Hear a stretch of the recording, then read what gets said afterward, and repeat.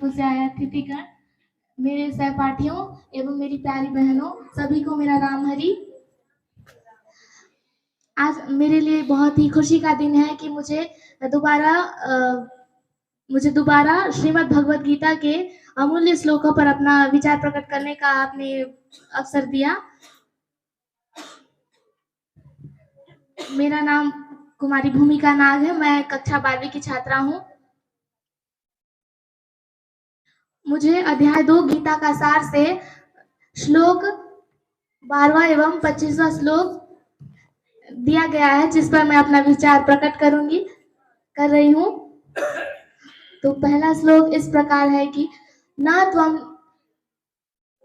त्वेवाहं जातुनाशं न त्वं नेमे जनाधिपा न चैव न भविष्यामः सर्वे वयमत परम।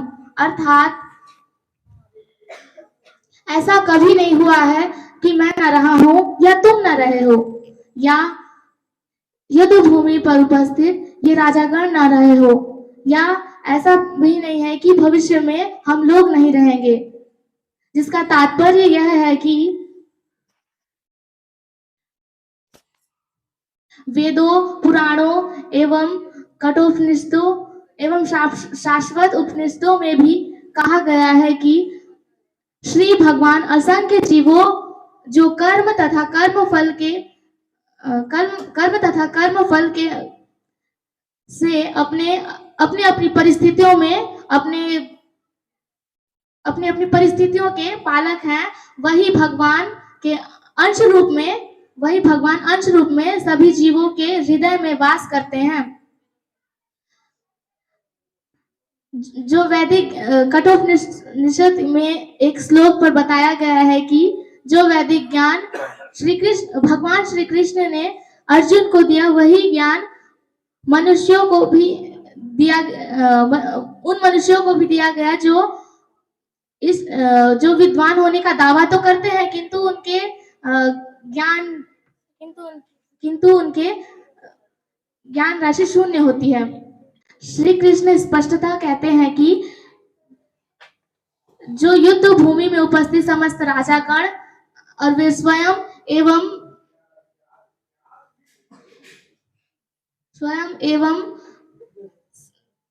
एवं उनके संगी अर्जुन सभी शाश्वत प्राणी हैं। ऐसा भूतकाल में भी ऐसा नहीं हुआ है कि ऐसा नहीं है कि भूतकाल में भी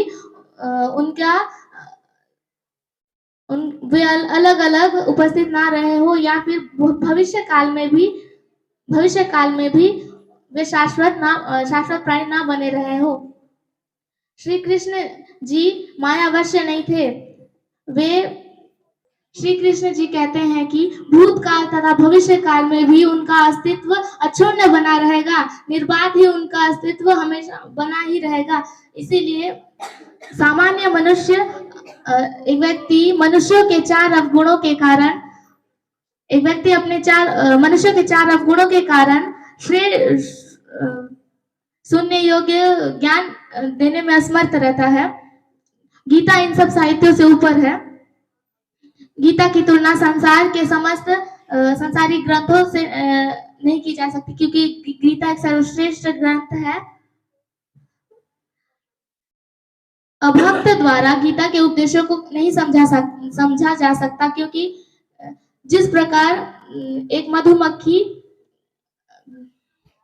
अभक्त जिस प्रकार बिना कृष्ण को समझे गीता के उपदेशों को समझने का प्रयास करता है, वह मधुमक्खी जैसे बिना मधुमक्खी मधु के पात्र के चाटने के योग्य है। क्योंकि कोई भी जब तक कृष्ण भक्ति में लीन नहीं होगा, जब तक श्री कृष्ण जी को नहीं समझेगा, वह गीता के उपदेशों को नहीं समझ सकता।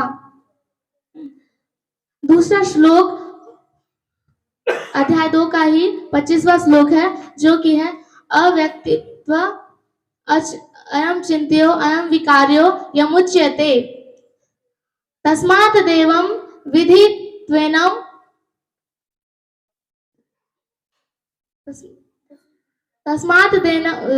तस्मात् देवं विदित्वेनम नानुशोचि तुम और हंसी, जिसका अर्थ है कि यह आत्मा अव्यक्त, अकल्पनीय तथा अपरिवर्तनीय है।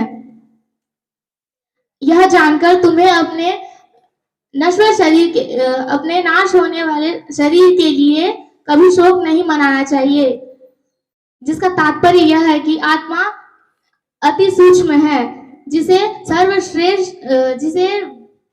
अत्यंत ही सर्वश्रेष्ठ सूक्ष्मदर्शी यंत्र द्वारा भी नहीं देखा जा सकता, अर्थात आत्मा अदृश्य है।